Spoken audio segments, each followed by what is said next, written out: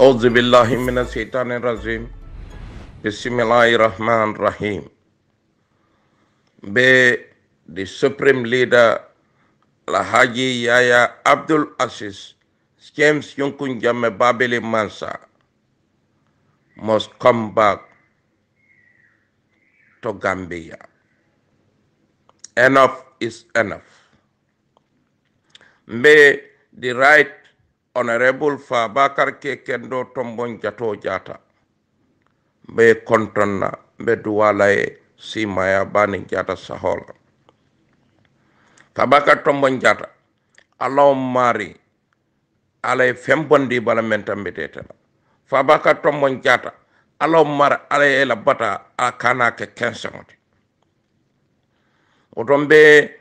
the second deputy party leader Alhaji Borik S. Koli. Jambari, may God bless and protect. Be the regional chairman, the mighty West Coast, be Tentula, be Jaila Alhaji Solomar, and the entire executive committee and your regional committee, mbale be konton mbale tentula mbale jaila be dasila men kolo mbale konton but al tentula mbale jaila ali the right honorable Fabakar Kekendo Tombon Jato Jata and Alhaji Fode Chor aliya bendu nyamen aliya warandi nyamen alaw mare alay dasila me warandi alay dasila ma fabu nyakon alaw mari furo men tolata the right honorable Fabakar Kekendo Tombon Jato Jal alaw mara ke furti me yalanko a furo si yere wa fay Gambia beben wodo APRC ngali tentu ngali jayi kumolu beteata kumolu sahata kumo nedi ngali wala fomoli aliya furo yele alnata mur ko denke aliya kudu tay aliya kudu kata lakan oto Alhaji Boris S. Koli ngeen kontanta kumo ne dingo fotane kumo sobe ma fota kumo ne dingo la fota oto APRC mota mo filindi nola fam ferendi be sire la konato iko ka audio la deda iko ka National Executive Committee la doya wala be fam ferendinto ite ko inyata no la won hanni Fabakar Tombon Jata ayedo e giyokono e ko kan la men fala alhamdulillahi rabbil alamin the right honorable Fabakar Kekendo ye kum fa men tamande ye giyo men ke kungo kono foy futata bima alhamdulillah APRC forever odo APRC kolo wato sita enough is enough wato sita APRC nga fali ye nyamen wolung nin mo wuli keme nani man finti APRC mo wuli keme nani nka wala target to ka finti ka yitani dunia mo lako ikoy juruta babili men na mo dantango ikoy malafi mo dantaw men malafi babili mansala iko mo dantaw men ko babili man do ko keja mo dantaw men ko babili man security keja mo dantaw men ko babili man karangol yiri wandi jang iko malafi babili bale 95% of Gambia iko lafita babili mansa ay murnam banko kan ay ngofal oto APRC kolo tay mo tege wato tege ale mitinolu dati prepare yourself get ready and to be at the venue latest suba APRC time or tege wato tege Allah make sure this is going to be the last demonstration and a success and it need to be success I don't love to menna dunia ya long because dunia ni la satellite obe santo moment findite ka be kalangolon woto lafta niya ma iko about 400,000 people or half of the 3/4 of the population is out to demand for a sincere and honest and dedicated son of Africa, dedicated son of Gambia, who is that Alhaji Yaya Abdul Aziz James Yunkun Jammeh Babili Mansa Nasiruddin mome dino balundi jang ay misilme ya hakan a balundi nyem manko kan momenka kafirol kele momme yalla ko abbe alay même fois ala alquran da ba tabande kan pour ka banko sambo nyama woto ala baraka bak auzu billahi minash shaitanir rajim bismillahir rahmanir rahim karamo silla e ko kadiamo lamen silla 100% e ko lamen silla akot ala broda la muti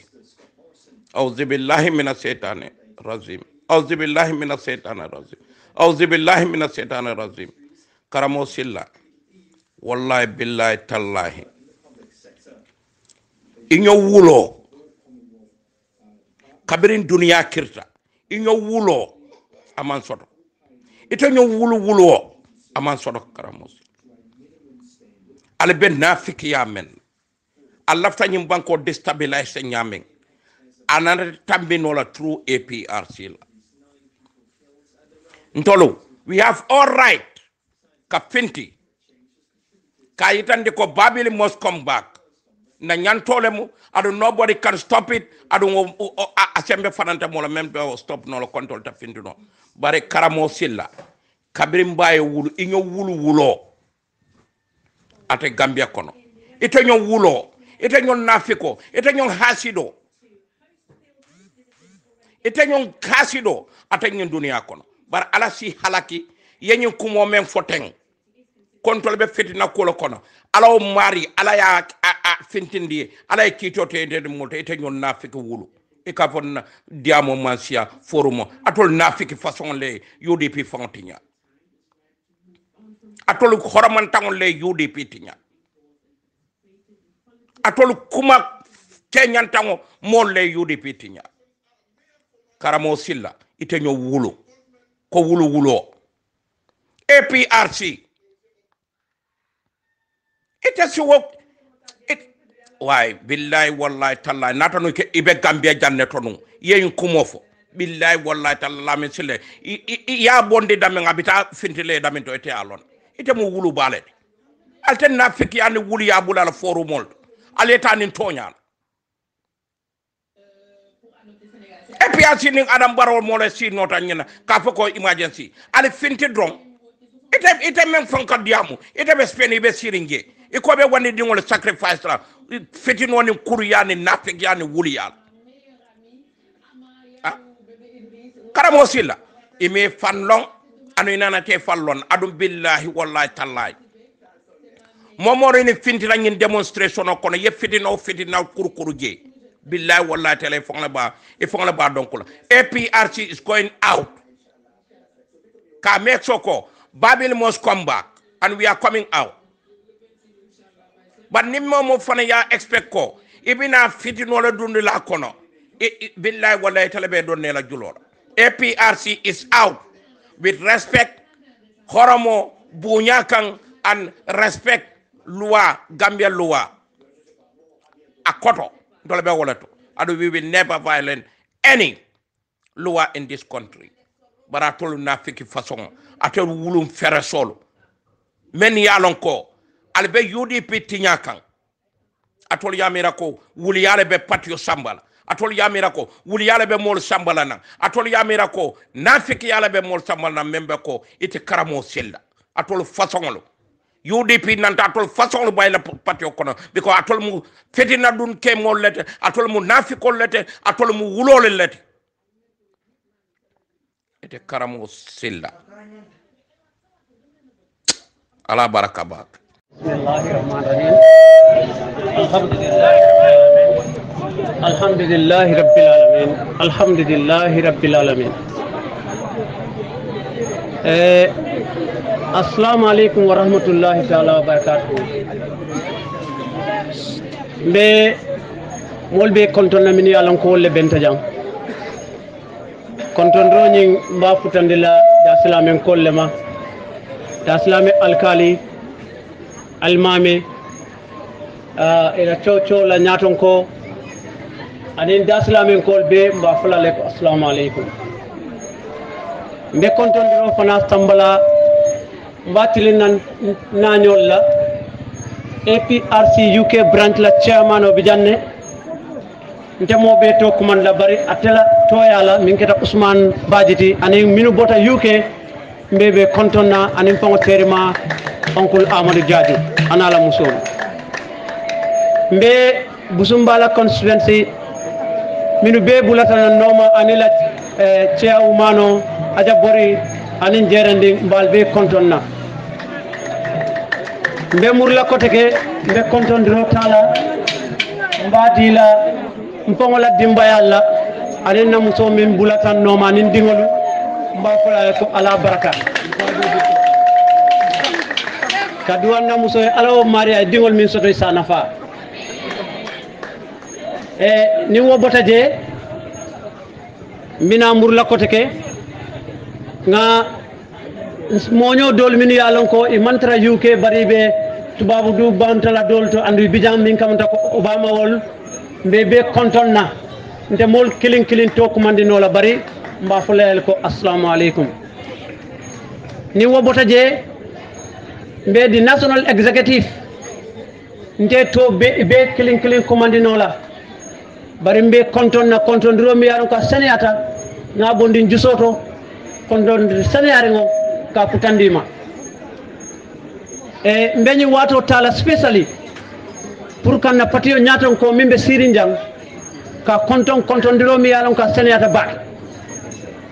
ka duno dani ka fa ase yam fam mabayrim be ngoni meta par niaja meta diatale niaja meta kayrolom otomba hako danila ameta siring ase yam fanye. Special thanks to my wife Ingrid and all family fana ye wato min bula pour kanajang kuten dambe min fola jang politician oli la kumo playa bang barinte manke luntanti daselame nga karandiro ke jande anun kabrin nata karandiro la jang daselame ko le min kenyante jono lala ye kordale dinna motije ye bungo dinna mi yalan ko self container lo motije ndamma fombota nyin jang hani bututo majo albulo wakama ndenyina la daslame la fofaw wo bota jeto ngaddi ngo soto inata kulle daslame be fondinkel wol be le nata jeto ngadda daslame long kabrimbe fondinke yalla ka kata dampoke ka fobi je ka fay solo bas ni wolle ka kata dampoke nun jang woto ngamin soto daslame ma soto dulato woto mbal duwalale aleji ko min soto ndo alama alayaljo ikante min tentu furola imanya nante damma tentula kabrin daslame ko lafta furola itolle dulani ni miye duladin namba fola ko abaraka daslame ko le wura itolle buloko kosi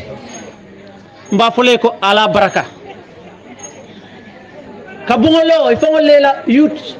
funding kelly tolle alo mba fole ko ala baraka ko dindimo min dunta je amanken tati ala le akarfamma anyanta nala minu ya futata wolema woton se ala tento ata ala man sallami ya lon ka tele ka di wo sembo to abota damen anin daslamen ko ala mo ala yo sembo di la wati o wati Gambia warata kombo warata imanna doya jube imanna mulunjaw ya jube imanna fenta ya jube iko yentele mutafati woto wajji ko ale min sotonna alama ale wajji ko ma fa janni mbetala ko to kembe mako dila katun lafta ka kebabul atese diamu mbe babili man sa chat group mbe konton na bake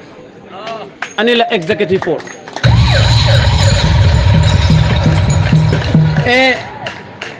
katun ninga fengo fen plan je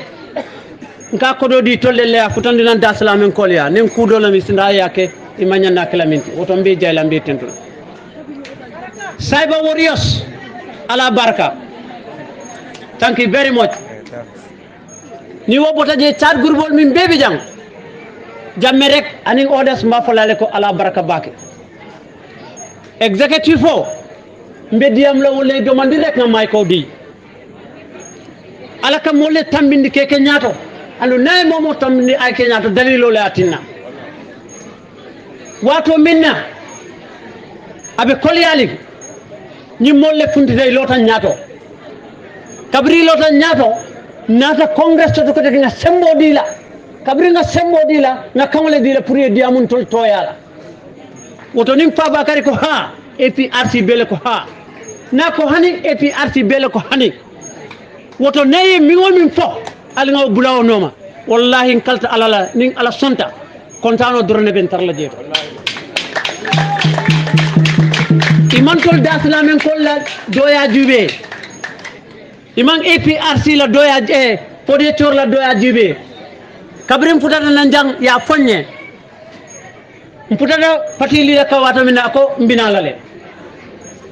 kontano mi yen soto je ka bekri nyim fango tola fa bakari la wallahi mbe yirwa dorne sotla je tubabol ka fo minna ko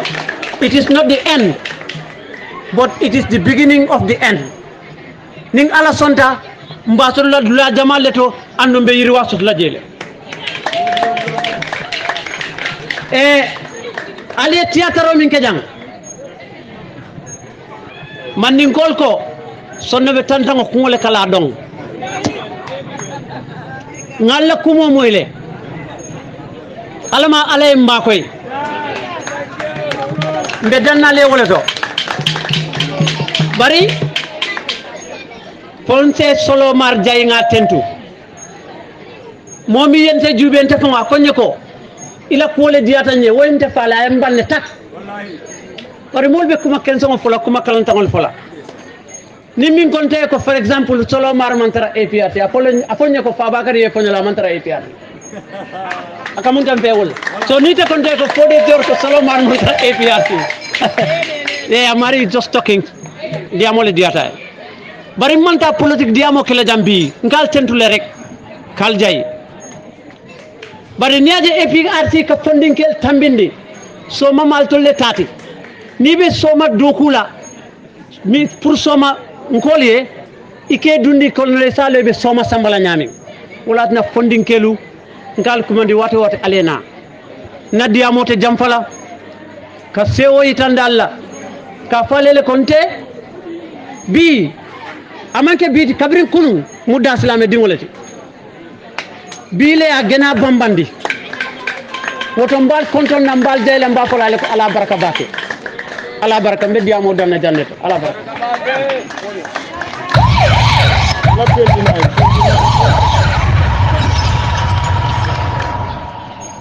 yo alte ko bonne ji minna be kanyinale bari kibari fulale be mbulu kibari folonte audio amla say molse audio lamoy forumoto January on the 17th party executive ye kumandiro leke nyanta fulale le dalila jamale atinan kake munatin nambe funtila nyaadile nim funtila mbe tamala nyaadile katun ko ntolle nga kangodi executive la kabri tata congress la nko ye babili mantala ko kisik jube anin patio la ko anin tamandiro woto ni atare kumandiro ke nyantal la moy lelal woton cew kumo fana falem do katala forumol kono bari dolle fana muta fatide ale do malle sotode da salamen kon lamin daranka wolle muta fati bari fana ko be fatulu ngokela nin karotili mo anin kononto woto altol da salamen ko la tinay tandal do mal lay ka kanyami lafta kumpo la yalbe na lafta ni grupo la alto be na de tan asonta karotili mo anin kononto daranka odon kale ya dalale bundami yele wala be yiri wakal oto da salamen ko la baraka ala mati kutumbo kati ala baraka so kuta time tata nadiamo te jamfala mbe almamo da salamen almamo kontonna ani alkalo ani sate mume mbe regional chairman o kontonna ala banko to yala mbe marakisa wot kontonna mbe fode chor kontonna mem martabi nyintilo la me adnan nata jambi mbe wesko sunkol be kontonna mbe tent lambe jalla mbe musol kontonna dindingolu ani fonninkele mbal tent lambal jalla mbe kanyalangol kontonna jalolu tole kafo na molulu kafo mennata from Serakunda mal tent lambal jeyla ndolla jambi tilo kana jam ngomu kayroleti bawo nabroda fode chor o fana munna karandi ngolati anda natana ke ay namme chota aketa ticat nyin duniya ko do tica anim fa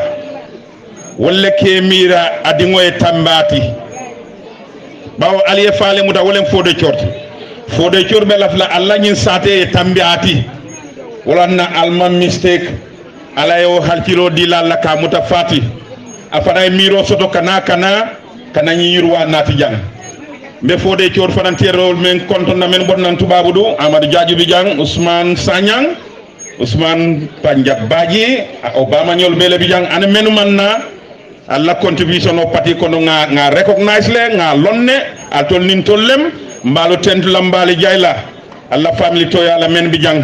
ane men be bantala e fode chor la family men Bijang surtout ala sate molo ngeje jan lamen kolu ana la bantalan kolu ala family muso na la fama na aterolu ibitangol bele nata non jang mbewol be tentu lambe jayla ibe badin si wode fode chor iko development ni lafta development na ake funding keltu fode choro le tandi pour sama atolen sama alfalt ay ñi mendi la pour aliyali fan nafa aliyal la family nafa wo kammala ngadi amla ko momoy ja ako ko be e ka copy janneto ñi wod maraki sa wod woto nata be copy la jam fosfuro fode choria nati janne bawo almamol ko nim fure yala ku beto fo barande ko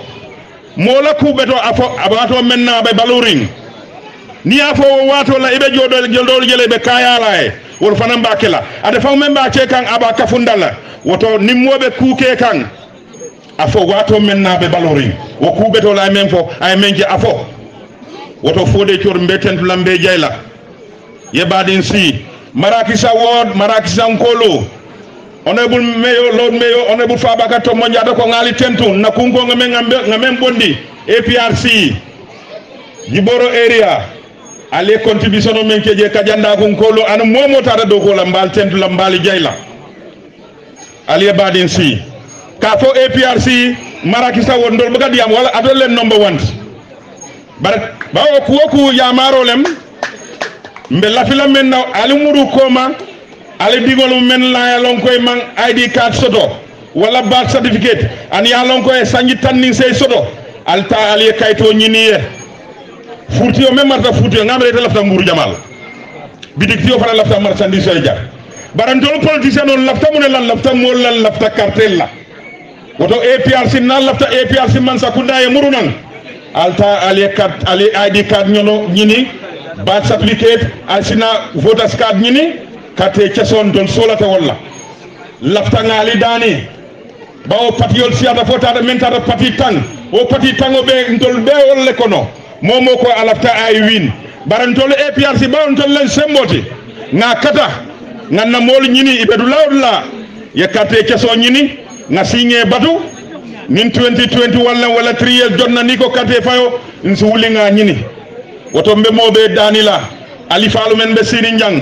alingan na sama jube APRC man sakunda nga lonno abijande du sanjim mo ngani fula ay menke jang ataman zero fela jang kurango nim silo ni man sakunda do bina kaabe mun di lalla ngamre jiyo fana ngamre ba fala jiyo bawo nim furo le mburo bijande saybe mun fala woto ngang hakilto wo molu sulu saji mal idin kodol lebina 5000 10000 ni wota a dépense o mu karikileti wala lo kunjiling na banta iba kala jongolati andu moma nyana kala jong al ko marakisa wor forolem anda al mu forolet woto mo kana kodo jube ye fa wafi kodola kari lulu sanji kiling wala kari kili danta wo kodo e bang iba kala jongolti mol kono hanni ma fo ibe tarla dulaga e sondo mo kono e balo nako ye fanne wafi mo manyan na fa wafi la wato men na be diaring APRC be APRC wato men na koliyata be APRC sanka mune batu woto mo kana na al dungal kan ibina silo belela asaji malu asulu malu wulu malu ibele bina woto si hakiltu walla woto be mo be tentu lambali jayla honorable Fabakary to manjata toyala kukilin laftal yamar melna wala di national executive naliye kumpo soto wala ale prodomo soto dula al kana ta molubul al nyinin karoke ala national executive bijang ebe siring atolle ndol neneta alla patio wafila fa bakari to mon jata mu amanke jonti ala executive o manke jonti ko do bu ndol samba ndol ngakudu neje ndol de kunno la dulato nata at kududa man tagumbe sila sogono ngam foño political bara motentol sannola ko di tentol samba nola musutentol samba nola nin ko dole ndol ngawo jele fambata den sita kan fongan ku wala His Excellency Professor Dr. Alahi Yaya Eje Jambe ay menke nyimbangun kan hani finginte ya lonne ni mobo ko yaya man feje jang amadi afaye ko ha wo mo bala nalet hanni ka ko nyin ko ta ba fala na wuletal wo mo si falle bije wolle kana na nyin social media alla nyin audio men ka kumandi aka fo nal jahalta ko kula al executive o nyininka honorable Dudu Dia wolem to lamma peace aning honorable Amul Nyasi Dudu Dia fela be siring nal ka lamoro men ke wo audio men ka diamu anda ka kuma keso fo aka ku koyo fo wolem Dudu Dia hanan siring jang nal ya jahale sorok jahali go jahali gi honorable Abdou Diaji bijang fon ninkol nyaton ko abota jam ma fanela ala nyininka he is part of the executive woto ni momo lafta filila etele fam filindi de executive o bijang me alon kontol mbal koma mbali nyato aliyenje kuko la asalon ko wolem na patio nyato tat ni loi bu ndalem 1997 constitution o ika fome di architect foundation o bunga lota meya mbenyala meya safe meya signé wolem na pati nyato ko wolem his excellency honorable Fabakary Tombong Jatta anda damante wokono député lulu ba ben dolaw executive wokono wodo ko woku meron ko abe constitution do abe loi to ndol ngalon ne de nali en jembe ko woku ke kan al salon ko ngalon ne membe buko kono mo tentol filindi nola fo nimbalantade wodo kudo fanankele me alon ko honorable Solomar honorable Karamo Koli West Coast region ngali sasi kibaro soto da me alon ko nata alke la moy audio la honorable Doudou Dia ko honorable Fabakary Tombong Jatta ko APRC national executive ko ni ala sonta on the 17th of January nyin karo na fata December January sankuto karo atili tang ani worola abe benna jumole fe mfanang APRC tabo katon tem Bolibana wala the last country, the last village of the country. Tabo Bolibana faji katon Bolibana mbemo be kumandila na finti na itani dunia bela kontrol lafta ya jambe murunam nyimbangunga dalila lobije wo dalilo mumunati ya jambe jannabe fintila fenna fota mune fota walem AU African Union ECOWAS Economic Community of West African States EU, European Union, UN, United Nations. Wali ya yale sita gak saferoke. Koi agrita ya sita. Bara wali wati sita be murlanang. Wo agreemento. Wo diamo menketa kaito men sainta. Mansa kunanya na tamala wala. Ani UN, ani ECOWAS, ani EU. Wo kaito men sinyata. Mansa kunaman song ay tama. Santol nga. Eko ni nyanku mo ya tarandi bun kono do ni a pousse photo ngonda be kelendi la ndol fanan sistale lafta ina dunia bela lafta ina ECOWAS la nga itande UN na nga itande EU la nga ita Gambia la nga ita barona la coalition mansakunda ko wato sitale ya jamme be selanan nyimbankun kan dalilo bu mena ya jamme mu banko dingolati ay right soto kanajan bara nimbe o kala lungo menna mbakela kuluwo nin tenkugo APRC is a discipline party APRC mu party kulurongol nimbe finti la walum fana kuluwo nin tenkugo mba taman la wala ngaytene dunia bela ko nyine be keren ndol lafta ya jame sena anasi yala bankoto ngana jube baton atol la long kunona dampango coalition mansakunda barona la mansakunda ani his excellency ya jame na la mansakunda APRC me yali nafa atol ya lonne Gambia ya londe apala manjunu manjo nena apala manjunu manjo apala manjunu manjo alaba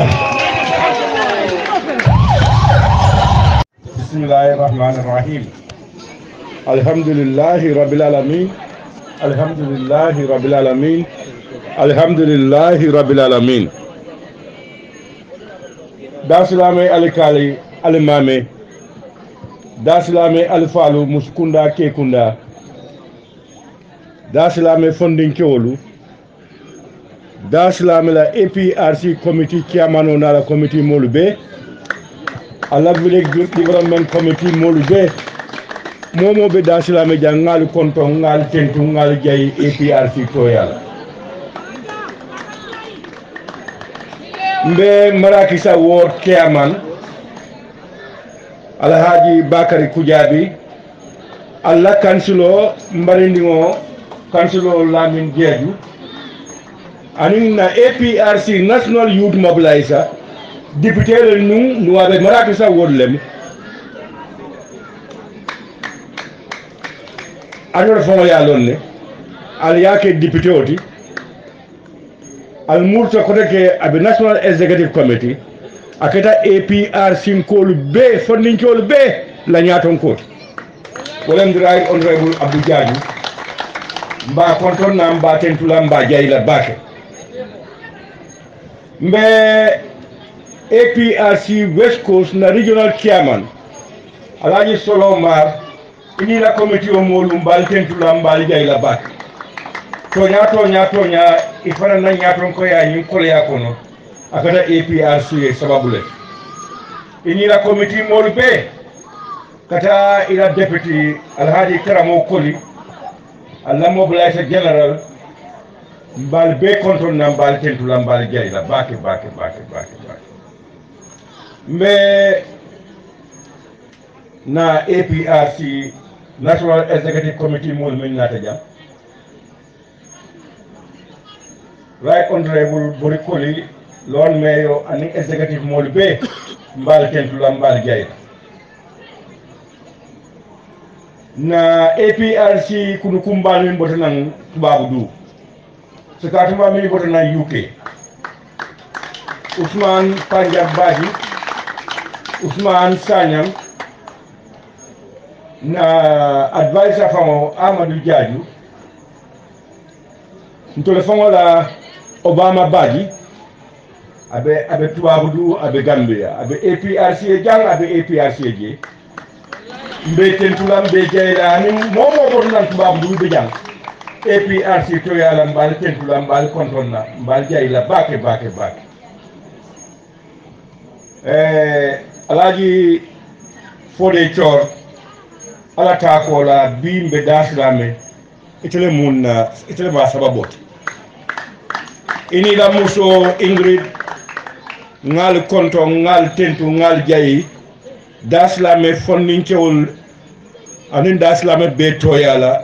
anin marakisa wo toyala anin APRC be toyala aliyalon ko Fode nala mutole be jam e kon yeke kendo ke kendege drong adanda wala muskendo le beje ala muso bama na fama wolle bote janka sey ala muso bari muso wona kema wolle murta so akamda Fode fananala tubabu du kabilo mole be jam femma sababu fo daslame anin daslame min kala mbal tentula bake Fode mbal tentula mbal jayla koma fanya men bi bengo mi ya diandi ni kon tole ko mota daslame ka korontole dalilo kam sako ni ko nyeko kayra ko wala beje kayra ko mi ya lon ko abe sababu la mol la nafani la yuru walla nuwa kayro alata ko la bota molo bulu mi ya lon fananko APRC dingole mo afasa la mo akatala bale mat wala tinna ko akila nyaaw nyama fongana na Fode Chor tentu ani momo ya bulo dunje janni ba fula moy ko lungolun se nyola walla jalo sanga nin doli mo yadi yalla nin na fanan sita don ay ta bato ay amutana ay na ya dum ay ni furo min lo anatol fon la kata ko kan alama alay baraka keje ayake sababuti mi yalon ko ñi ñon kayra jama asnanan da salame jam fulanjao aliye la be fanan jiba ko aliye furo fanan tola Fabakar Tombong Jatta amam mone amam beta Ansumana David Mane anatangi ya lungo minna ana min fojan ana manya ngamira wo wato amalon ko aman sobi kontol fana nga daslame sobi le kabirin kunu kabla be diari wato min Marakisa ward nsi fondo ko kombo anyo wodo APRC mamira beje albe APRC le koma alikinta nyobala aliye nyoma ko aliye nyofasa to nyaka andum atol labanta ka kayro to APRC mini pola to woni natal so ndol buka Marakisa ward Marakisa daslami ani insati wala mbuke nim fella muskeba ya fojan Marakisa momo be APRC ani ya jame fon ya donde mun tole Marakisa ward mbal tentu la wala mbal jayla bake so kuta ndan be je fungef diam la ya fojan APRC ntol nsalita kilama nga alaten tu bak nko ntolu man ke fitina mot ndol sonta alala no damal bare mo kana na fitna bale ya mutako jote wolle ntolu momo ni ale ikenyaato bunya anin hormone benniye bare o ma min ko ni be ku kilin ni ma ke ku mba fele ko ma ke ku mo siata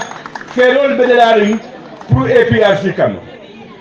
katu mi e Gambia fon nasindi wole mu kabiri ya jamme boto jam mo la do ku ka APRC kanate drone wada mal mu la do ku because iman hani ya mira APRC kerzale mala fay wul wole be keri sai bari ala constitution be ko kolela ni te ko te ko kolela me bu ke fanda bahal wala nan ko APRC sin hakilo do kudan tanne wala ni sonta alama nga nyobunya nga nyoya marke tonyala nga na alfadu bunya nga hakilo to banta kumola fere promo minti wala mu kadumol kono kamol kumol takeni yo ka kufo minti kenu watonyati mimma la fi yaya jambela imalla fi APRC la wala bi ma binala fi la APRC la katambi APRC la committee wala gari watonyati nyadi na mo do ka bugo hey alkana findi de nko ntolbe kule noma nali yale hakilo tunna bengot ni laterally kuma ko filita wala mu the homecoming of Babili Mansa ko Babili Mansa aflara sewona dol diamuta ya mila agenta afla mole lundu malabina al kamol nenele al fengela tenne al gunta janale kuma jama foda bari ngayi la wala politiko ko dole ani APRC ko fond do ka foda nko ntolu dole kanyi nkaroke muneke ye muneke Babili Mansa ngande na la gani igine muneke Babili Mansa tongolo ye tale iba muneke kan nite hakil soto je ye fera soto je ala fantaka bari ntol ni momo nyanta kacala na kacata nimba Mansa kunda kacata ni UN representative kacata ibul jemba famon na kacata sinya jama kaytol la anu kuwol la ye min siti nin tol ko mbe fintila la sayi katandi Gambia man sakunda la ani UN ni modol ko na kuwol min be fo ni sangi sabo kon kuwol min be de data ni sangi sabo kon na tama kullo kono nali yakacha albe balandi sayi ntol ko mbatan la dunia la ko min be keri ntol ko babili man say murna bari na president Adama Barrow ko Yaya Jammeh si munno nan janne former president nan banku dingole mu kuma jama ata ken wala president ni ngam ate mu alal na sankare moy ako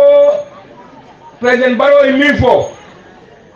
anu wala minimum minti akaka wol tandi Gambian ko nko nganyim fole mba fola mba foti kafola nko sembe te mola fere te mola luate kering misi Gambia banku dingo balno kamuna Gambia so president Barrow ya fo amafo Yaya Jammeh be bulo nanne wo fomu ya mar findo ti dromba kamila woteje kamila fabina la fatina wote kering fenta balno la nala ni mu man sati ayeta la je isi binno nana tay be min kila yo bata fatina tibale wo sembo sotuno so ilo ala mu kuma fili ngol mbuke dam bra be bu muneti kabri ko babili man sakana don doli la tokal sitle doli la fengol londi frontière to bita la lafta nak manke politique benti bawo bin natale ka right honorable Fodé Thior anala dimbayalu tubabu du anin jang keten tu kay jay bi mu wolati katu momi ye keno ani ata dala silem ay wiru wala sambanan ay ferole sambanan ala ma bota sembo min to ala kana on nasi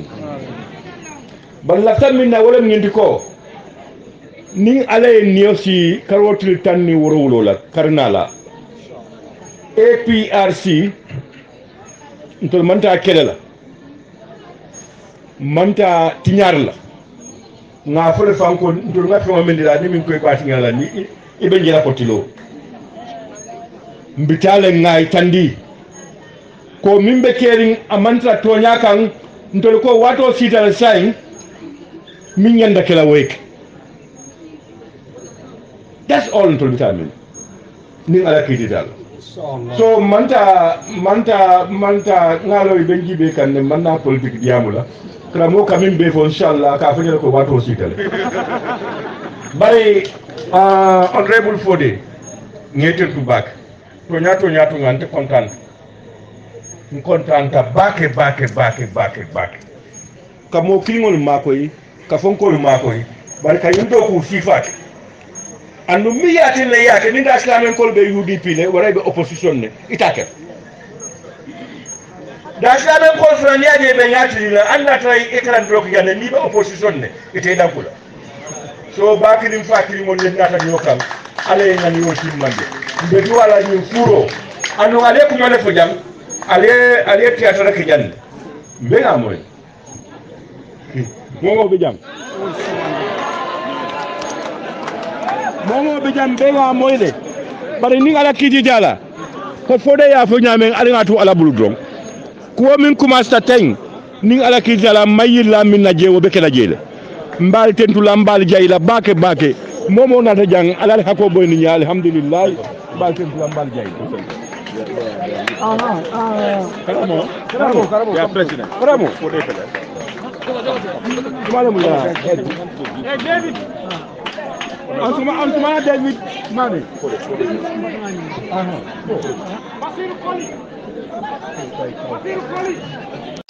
أعوذ بالله من الشيطان الرجيم بسم الله الرحمن الرحيم الحمد لله رب العالمين mbadi APRC nkolu fano kedea ntolni mawul takara kono mbe aldala men be suto kono fu fanake alni masiwli kara kono so dan kontrolem nenya do person kendo yaya eje jambabili man sabesli gine kotrali anala muso anala dungolu an delegation me antata jadi kelo be kontona kanabla gambe be nyato kontona pabaka tombon jata rambo jata yagba koli amlu nyas nyolu kanabla duduja ngkot ma bakso an momo binna XT40 na dipitolu na kansilolu chamanolu amusukunda ke kunda karabuda litol be karabula nkotoma alhaji bajo ko dukure pamadu suso an momo APS dingolti Gambia mo kendolu kata ko na fokato Africa bankol kanabula Europe UK America alna badu wala Mamad Bajahad ndab ko so ndan konto di assalamu alaykum warahmatullahi taala wabarakatuh hene say mbadingolu ndemu dana alikam alhamdulillah rabbil alamin bumu tratal ngoleti mbal be konton na APS la dungol Gambia mo kendol mbal konton na mbal tonto mbal jayla APS la groupe B mbal be konton na men be groupe kono men mantra groupe kono mbal be konton na al sakir ni na awdon ka janjanne ko su mantra groupe kono kengo kono groupe setale alhamdulillah rabbil alamin mbe ñu watu la ñini la mbe kuma kango men ñini la o kuma kango le frère aboda say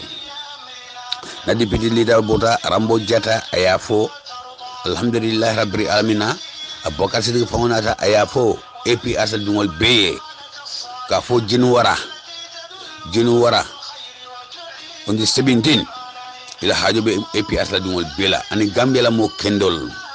alhamdulillah rabbil alamin ni arama dungol be sela katambi ral kake dunia kono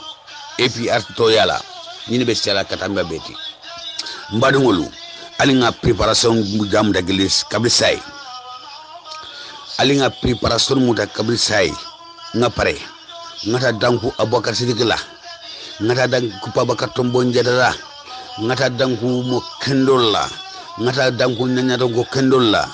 men alhamdulillah rabbil alamin ibuka kuma fo ni alama fi kuma menna ka kuma men fo ka boy da kono akade alaye akade kila rasul sallallahu alaihi wasallam an epi atadungol bi an Gambia la mo kendolu dunya la mo kendolu akade yele mbe yalon Gambia abi alhalamento mbadungolu APR sinkol yutol green amusukunda kekunda Africa bankol Senegali Gambia dungol membe APS dungol be Murtane Gambia dungol be APS dungol be katabula Mali aldo kare ninko akana kinkoma alinga ke alanin kilay ninko akana kinkoma alinga bo ngata dangu nak nyaton kolla alinga bo ngata dangu nak nyaton kolla alhamdulillah rabbil alamin mbari APS sinkol ikom APS let ibe APS de president jamela APS pabakato mon dara anala dumalanko la APS mbaru wolle kata dankule APS man fitnalo APS man fitan kola wallahi billahi abakar sidika fala ya fo ay tonya fo alama baro kuma men fo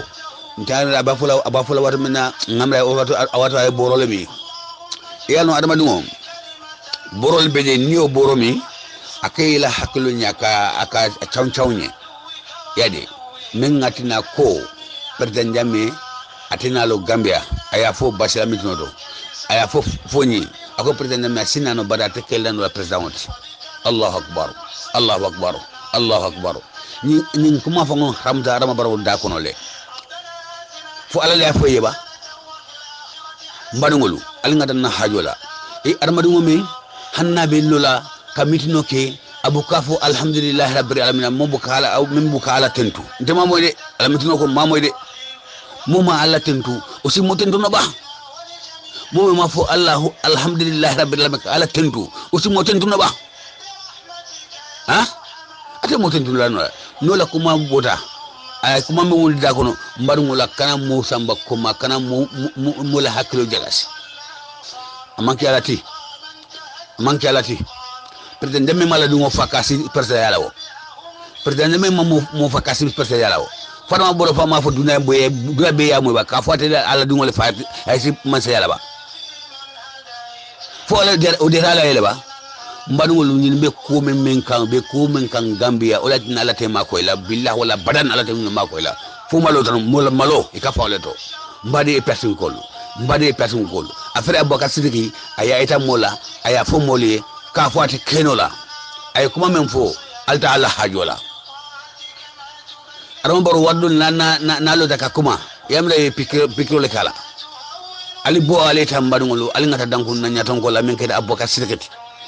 Sidiki pa baka tombo njara ngamda albe yalo ne alhamdulillah rabbil alamin amu feneti na e moke hanna e din wala kay wallahi mbanoma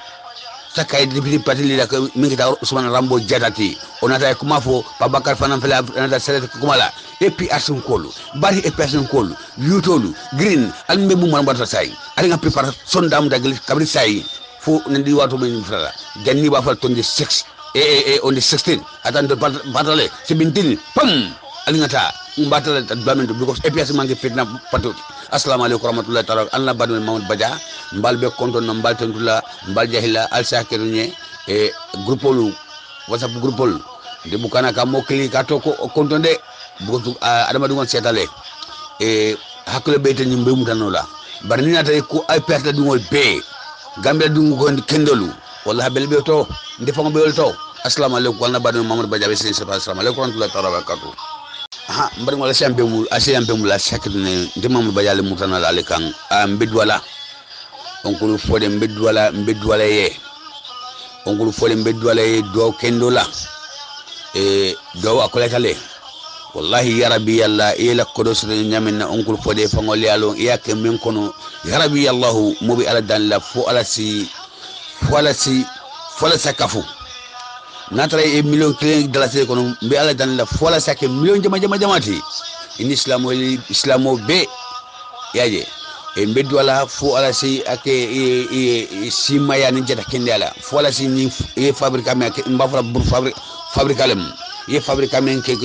fo ala si anyo jango e sonandi blokon because armadungo ni mu e fenyinoti alhamdulillah rabbil alamin bo se idra ray ropo e fensoto e ko mbatinga ke nyun kono wallahi billahi kes akasa manyato yake yadlamen asama dlamen to mo be aldan la fo jama si Gambia kono alhamdulillah rabbil alamin fo la sake karati ay ke sateli karati ay ke ogulu fo de karati e kila hormat alquran hormat sallallahu alaihi barka ya tray alhamdulillah rabbil alamin et puis arsun kol alaje alhamdulillah rabbil alamin ni bira da bake fenyi no munyati ne fensoto ya ita ka fo fensoto ya ke fenti aita lo dato min miskino fanan se fanna fala isi fensoto miskino fanan se fanna fala mu ku baleti alhamdulillah rabbil alamin zakka domoro ko assalamu alaykum Allah badon Mamadou Badia ngul fo ngetentu bake ngetentu e ani men daj fotan ko men tata ñu ko dum bal be konton no mbal tentu mbal jayla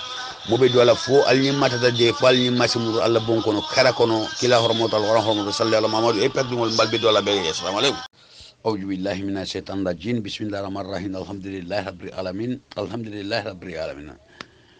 baytullahi sawas albe nyaade mbal be konton no mbal tentu la kata dum ma fo santo alna badou Mamadou Badia be Spain alhamdulillah rabbil alamin e Sénégal Macky Sall wato wallahi inyabe kanole kono Macky Sall illa banko wato inyabe kanole kono inshallah ni ala sonta Macky Sall pretende mebe sirinja wato mena Sénégal la dungolu ima jawya sote ini tema bari alhamdulillah rabbil alamin Sénégal ni Gambia sitale Yaya Jammeh amang Sénégal amne kone Yaya Jammeh ay Sénégal kanu ko me Gambia kanu nyamena Macky Sall ay jawlana ci Sénégal ni Gambia tema pour Yaya kan hey tonya wala la be fasala tonya babili man sabe lo kan alaba fasala le Macky Sall ajubi la banko be nyamena ila banko be nyamna kabiri Gambia Yaya Jammeh i jagaso ke Gambia kono ani e kwa système ani UN tema Macky Sall ila banko man sumaya wallahi billahi Macky Sall ala be jola la nganela rek ama adama mutafalo wallahi ya rabbi allah Macky Sall Sénégal la dingolu ya rabbi yalla eli ala sikisi bari Macky Sall eli ala kane kisi el al kanekisi jawol mama kisali iko ibe siri inafiya la Senegal ni e Gambia ni banda bangol tema wallahi Macky Sall be tajela le ni amanda mo adama mo to kabri serunko idun dañu problème ko non kabri serunko ala ko tayla Macky Sall ite femfenna namanta kel na fiyatan president me kan ni ay sama ala la wallahi billahi hani president me hanala samato wala dina be nyola katambi ite fangoti a samato wala kasla ala la katambi te Macky Sall wallahi billahi tangi assalamu alaikum al sakaduni assalamu alaikum bro abarka rabbi lona assalamu alaikum mbadi ngolu adama dingo ite wulta ka fo be babli mansale tatinya la babli mansale totinya la ite molta hasidale kan ani tajira ni nafiqiya ka fane kurun kala babli mansale kan wallahi ya rabbi yalla fo ala si ane omuta fo ala si awaiba dunya be da nyala dunya be yalo fo ala si al jawlu wulda kan jawlu wuli akada president wulti ba akada momoti dunya kono iko be babli mansa ni mo kendo ni islami haka ni mumbinu kendo men nata Gambia e ka fo be fala Gambia le ka fo be fala Afrika dungole Senegal dungole Gambia bila dungole ite ko be ol malundi la ya rabbi yalla fo ala si amaru malundi iko ibe Gambia ka molu e borni jaay jamila afle alhamdulillah rabbil alamin ndole ala tundu bake Senegal fele contre Macky Sall say Macky Sall dunda ñoña Senegal bi ndiya solo ba falale Senegal la dingolu dolu bi def bi ne Macky Sall solo ba falale fo est ce que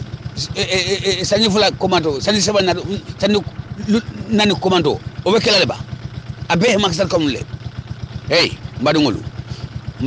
alinga so alala adama dungo ni sayabe ne kan Allah subhanahu wa ta'ala mum fo kila rasul sallallahu alaihi wasallam ala signalu ani men sida hani sawando nabe lari be munyinga ko rala muli am faramu ala signalu dum ani men sida mbadungol alinga bori hakola alinga bori jawya man beta fespesa te fentora la fo abe fentora le fangola amunta ko kolongole mo ala de kol min bakam ametaw meta kolongola de kol kala batole yani Senegali Gambia ya jame Senegal muta komi Gambia le ay Afrika be muta komi Gambia le ha say Macky Sall mala fi Gambia la munga ya jame kam ala fa ni ya jame ke mo de abe komen so la de ha wala tina ni tembo kokote atena fi bale nyimbe dundi nyoto ni Macky Sall te wallahi bila bata so la madam da folo amada fu nomro mbadungolu ntebe wolto ntefa mbe wolto mbadungolu alinga silala momo be do ko men na tula do ko la yesilala ina isani ala ko samba wallahi bila doko be doko kala na ala ko teje billahi wala imantar to nyakam imantar to nyaka kanga budan yayi imantar to nyaka budan kabili aram baro sita eski aram baro dundu mali aram baro fa alhamdulillah rabbil alamin babili man sa yaje min may kontonna aya fole ba mum ba sono modo jawiya ni ala ba itala duna be la duna abe ba jale fo sa abe maje ba ile wanda fembe fo ya jami atina la nata abuka ke pesa on itala mo alati ile famu man isla nyamena election ni ma vi almabili ya ali tambandile ya ali kanendile o fam o be man si e la dungo tay ya fa pour les président man sa solo Allahu akbar ita si ala tandino ala ko man la fi menete ko be kola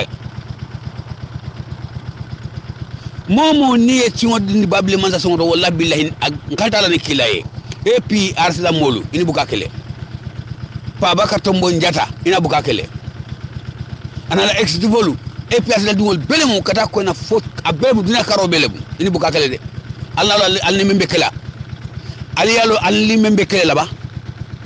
Allahu akbar ali yalo alni membe kala wala mu Allah subhanahu wa ta'ala mutata ko wonti lawla de isi ko wonti dina bela ini sikele bari ala kente de wallahi billahi adu be tonya kan wallahi bi ala be fasala o president me babli mansani alla ba fasala ñun nda ko do wallahi be ni malolem ñun na ban sakunda ni Senegal man sakunda bo wala Gambia man sakunda be abe ni malolem ci ambe mete mo bento babli mansa al saklu ni mbadu ngolu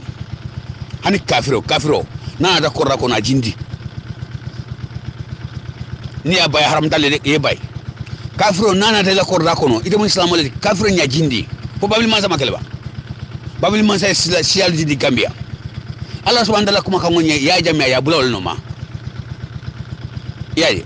asa kan ni ba ya ha jamme Allah subhanahu wa ta'ala kuma kan wonye ya jamia ya bulawol no ma ako kafiro sajindi la korda kono ajindi kafiro ba la lundo ba ni kafiro ko ila dimba membe islamu yato abe ole malaka fo yedu ala dina kono ole ngole musamba isabay adu babli mansa yoleke wallahi billahi yoleke sialu ibe Gambia itara be Gambia ma fem fo yaaja me bayde kabril lum men ko kila ya manyanda yesi Muhammad Rasul sallallahu alaihi wasallam ananda jiten wallahu akbar ole ngole babin banta ko 24 hours akana siatra Gambia fo manke amange wa okay dale babli mansa islamol be Gambia Christian be Gambia babli mansa fem fo juma ye mo wona la dino lam fama fo America ba na de son pale la ba mama fo de ba minton do la ba ako atala banko to dina fulal be ol ko itakela mansa mala fa tefo mala fa la Gambia muso futu ke woni ke we futu faya fole ka fo islamu da malbe mbaru ngol ali ngan afrika din tajira bula ko le sonni al sita fanale kan al sita fanan da man kan ku al dubi asay ala ya bunne kan ya ala Allah kan adabe ala kan al mambara folo al fo Allah ku ngol katel de fo Allah ya la ku ngol katel fanen kan al ba lon la fa ko fo al be fanale kan mbaru ngol babili mansa ni momo ya sungo kakono ka fo ba totina rabbi Allah ila Allah ya ma ngo vayba ila Allah ma ngo ke ay jawol so dunya kono aketa president tiba aketa ministre tiba aketa député tiba aketa council tiba aketa mon tiba momo yesu go blable banta kono ka fo batina la le aketa tiba bo tiba aketa kafro tiba bele mum wallahi billahi ya rabbi Allah ngadi la kul fayakun ngadi la fo ya maro kan kuntu wala fo ya maro damu da aketa fim fo mal na ay jawol so dunya kono assalamu alaikum wa rahmatullahi wa barakatuh